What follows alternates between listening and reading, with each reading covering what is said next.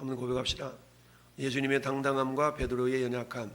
예수님의 당당함과 베드로의 연약함. 예수님은 결박당한 상태에 있지만 결박당한 상태에서도 담대하고 당당하게 말씀하시는 반면에 베드로는 자유한 몸임에도 불구하고 연약해서 결국 예수님을 모른다라고 부인하는 연약함을 보이고 있는 내용이 오늘 본문의 내용입니다. 여러분, 마태복음, 마가복음, 누가복음, 요한복음까지 베드로가 예수님을 부인한 내용들이 다 기록이 되어 있죠. 그런데 보통 우리가 공관복음 그러면 마태, 마가, 누가복음을 공관복음이라고 그러나 그랬죠. 요한복음은 공관복음이 아니라 그죠, 사복음서라고 이야기합니다. 그러면 마태, 마가, 누가 공관복음에 있어서 베드로가 예수님을 부인한 장면을 기록한 내용의 특징은 뭐냐? 그것은 예수님을 부인한 부인의 강도가 점점 세진다, 점점 심해진다 라는 것을 우리에게 보여주고 있습니다. 이를테면 예수님 나 모르는데요, 그를 욕하며 모른다, 저주하면서 모른다, 이렇게 점점 예수님을 모른다는 그 내용들을 더욱더 베드로가 심각하게 부정하는, 부인하는 그런 모습으로 그리고 있는 반면에 요한복음에 있어서 베드로가 예수님을 모른다라고 이렇게 기록하고 있는 내용은 17절을 보면 문 지키는 여종이 베드로에게 말하되 너도 이 사람의 제자 중 하나가 아니냐 그랬더니 그가 말하되 나는 아니라 그랬죠. 오늘 25절도 시몬 베드로가 서서 불을 쬐더니 사람들이 묻되 너도 그 제자 중 하나가 아니냐 베드로 부인하여 이르되 나는 아니라. 내용이 똑같죠. 나는 아니요 이렇게만 기술하고 있고 26절에도 베드로가 귀때기를 잘라버린 말고의 친척이 보니까 너 동산에 그때 같이 있었구만. 그러니까 베드로가 또 부인했다. 그냥 부인했다라고만 나오지 뭐 저주하면서 모른다 그렇게 하지 않았다는 얘기죠.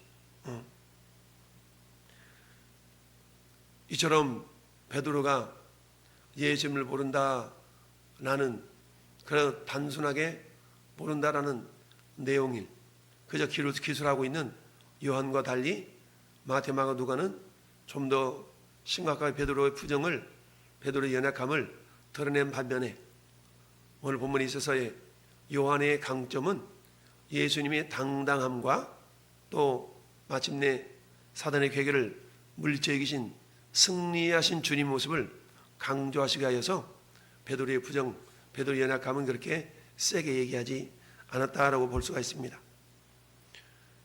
19절에 대제사장이 예수에게 그의 제자들과 그의 교훈에 대하여 물었다. 야, 네 제자 저 사람들이 어떤 사람들이야? 뭐 가르쳤어? 물어봤다는 얘기입니다. 여기 대제사장은 누구예요? 안나스죠. 안나스는 그의 대제사장인 가야바의 장인이라 13절 안나스에게로 끌고 가니 안나스는 그의 대제사장인 가야바의 장인이었다. 자주 말씀드리지만 한번 면장 살아본 사람은 평생 죽을 때까지 면장님이에요. 면장님 댁에 그러죠. 그런데 실질적으로 안나스는 은퇴한 대제사장이었음에도 불구하고 어찌 보면 실권이 여전히 있는, 말빨이 있는 그런 사람이었던 것으로 우리가 여깁니다. 그래서 예수님을 먼저 끌고 간 게 그 당시에 제사장인 가야바에로 끌고 가는 게 아니고 그의 장인이었던 안나스에게로 끌고 가고 안나스가 먼저 예수님을 신문하는 그런 모습을 봅니다. 그러자 예수님이 대답하기를 내가 덜어내놓고 세상에 말하였노라. 모든 유대인들이 모이는 회당과 성전에서 항상 가르쳤고 은밀하게는 아무것도 말하지 아니했거늘 어찌하여 내게 묻느냐. 내가 무슨 말을 하였는지 들은 자들에게 물어봐라. 그들이 내가 하던 말을 아느니라. 평소에는 그냥 듣고만 있다가 내가 무슨 말 했는지 다 알 수 있거늘 왜 나한테 물어보느냐라고 주님이 당당하게 책망을 하고 있는 거죠. 그랬더니 이 말씀을 하심에 곁에 있었던 아랫사람 하나가 손으로 예수를 쳐서 이르되 네가 대제사장에게 이같이 대답하느냐. 무슨 말이에요? 우리말로 하면 버릇없다는 얘기죠. 대제사장에게 감히 네가, 근데 영광으로 따지면 예수님은 하나님이신데 하속들 아랫사람들이 예수님이 어떤 분인가를 모르고 그저 자기 대제사장 안나스가 최고인 것으로 여기고 오히려 예수님을 손으로 쳤다라는 얘기인데, 자, 이처럼 예수님을 신문했던 대제사장, 이렇게 대제사장 안나스가 예수님과 제자들의 관계를 꼬치꼬치 캐무는 이유는 뭐냐? 예수님은 유대인들이 그야말로 인정하는 메시아인 것으로 받아들이기보다는 어떻게든지 정치적 집단으로 이렇게 몰아가가지고 그를 고소할 빌미를 찾기 위해서 이렇게 하고 있다라고 우리가 여길 수 있습니다. 그런데 이 유대인의 법에는 정당한 이유가 없이 함부로 구금하는 것, 함부로 구속하는 것이 허락되지 않거든요. 그러다 보니까 뭔가 빌미가 있어야 되고 뭔가 합당한 근거가 있어야 돼. 그것을 찾기 위해서 억지로 그것을 뒤집어 씌우기 위해서 이렇게 신문을 하고 있다라고 얘기할 수 있는데요. 사단은요, 오늘날에도 이와 비슷하게 우리 믿는 사람들에게 하여금 어떻게든지 틈을 보여서 이 마귀의 역할이 뭐라고 그랬어요? 마귀 하는 것은 도둑질하고 죽이고 멸망시키는 것뿐이다. 마귀는 이간질을 하는 자다라 그랬죠.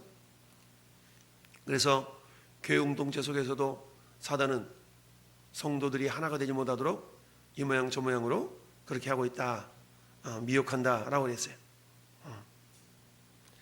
자, 이처럼 만나서는 집요하게도 예수님께 무엇인가 흠을 찾으려고, 그리고 빌미를 잡아서 예수님을 곤란한 지경에 빠뜨리도록 하기 위해서 질문을 하고 있지만 예수님은 이런 안나스의 계략에 속아 넘어가지 아니하고 어때요? 아주 당당하고도 담대하게 말씀을 하시는 것을 보게 됩니다. 그러니까 그래 내가 잘못했다 스스로 뭔가 죄를 인정하면 너 그랬지 잘못했다 그랬어? 이처럼 자백을 강요당해서 하는 그런 고백이 아니라 스스로가 내가 잘못했어 라고 인정하는 그런 모습으로 지금 유도하고 있는 것인데 예수님이 속아 넘어가지 않고 있었던 것입니다. 우리나라 법정에도 그런 내용 있잖아요. 강요에 의한 시인은 법적으로 효력이 없다, 이런 얘기도 하고 그러잖아요. 그래서 어때요? 검찰이 뭘 강압적인 뭘 했느니 어쨌느니 막 이러면서 부정을 하잖아요. 시침을 떼지 않습니까? 이처럼 예수님은 당당하게 안나스 앞에서도 당당함을 잃지 않았던 그런 반면에 25절부터 26절, 17절 세 절에 있어서의 베드로는 연약한 모습을 보이고 있다. 어제는 내가 예수님과의 어떤 모습에까지 예수님을 따라가느냐가 그 사람의 신앙의 수준이다라는 말을 했죠. 베드로는 어땠어요? 주님 죽는 데까지 나는 따라갈랍니다 했던 그런 제자였죠. 그랬던 베드로가 계집적 말 한마디에 나 그 사람 몰라 라고 예수님을 부인하고, 그것도 주님 말씀처럼 닭이 두 번 울기 전에 네가 나를 세 번 부인하리라 라는 말씀을 그대로 응하는 그런 모습을 보이는데요. 그렇다면 베드로가 이처럼 연약하게 예수님을 부인할 수밖에 없었던 그런 이유는 뭔가?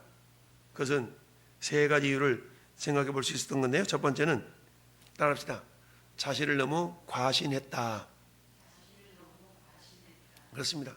자신을 너무 과신했어요. 우리가 흔히 그러잖아요. 나는 절대 안 그래. 나는 절대 안 그래. 이렇게 말하는 사람들 있잖아요. 나는 절대 안 그래. 내가 이래봬도 나는 절대 그런 적이 없어. 인간은요 절대라는 말을 인간에게는 사용하면 안 돼. 인간은 연약한 존재, 인간은 죄성이 있는 죄인이기 때문에 절대라는 말을 사용할 수가 없는 거죠. 절대라는 말은 신이신 하나님에게만 사용되는 단어죠. 근데 우리는 흔히 그러잖아요. 나 절대 안 그랬어. 시침이 뗄 때다 절대. 베드로가 그랬지 않습니까? 야, 오늘 밤 닭 일기 전에 네가 나를 3번 부인하리라. 이 말씀 앞에서 베드로가 대답하기를 모두 주를 버릴지라도 나는 결코 버리지 않겠습니다.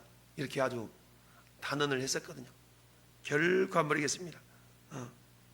그랬는데 그랬던 베드로가 계속 말 한마디에 너 몰라 라고 시체민을 떼는 예수님을 부인한 그런 연약함을 보인 이유는 결국 왜 그러냐? 자신을 너무 과신했기 때문이다라는 얘기죠. 여러분, 그래서 고린도전서 10장 12절은 그렇게 말씀하고 있죠. 선줄로 생각하는 자는 넘어질까 조심하라. 사도 베드로, 사도 바울이 유대인들을 향해서, 고린도 교회 성도를 향해서 광야에서 이스라엘 백성들이 어떻게 넘어졌는가에 대해서 쭉 말씀하면서 그 이유는 뭐예요? 우상 숭배와 불신앙의 원인이었죠. 그러면서 그런즉 선줄로 생각하는 자는 넘어질까 주의하라. 그러면서 13절에는 사람이 감당할 시험 밖에는 너에게 당한 것이 없나니 하나님이 부사 너희가 시험 당할 쯤에 피할 길을 내사 너희로 능히 감당하게 하시느니라 라고 말씀하고 있죠. 그래서 베드로가 첫 번째 예수님을 부인할 수밖에 없었던 것은 자기 자신을 너무나 과신했기 때문이다라는 얘기예요. 두 번째는 뭐냐? 따라합시다. 기도하지 않았습니다. 그러니까 기도하지 않았기 때문이다라는 얘기죠. 예수님이 겟세마네의 제자들을 이끌고 가서 하셨던 말씀이 뭐예요?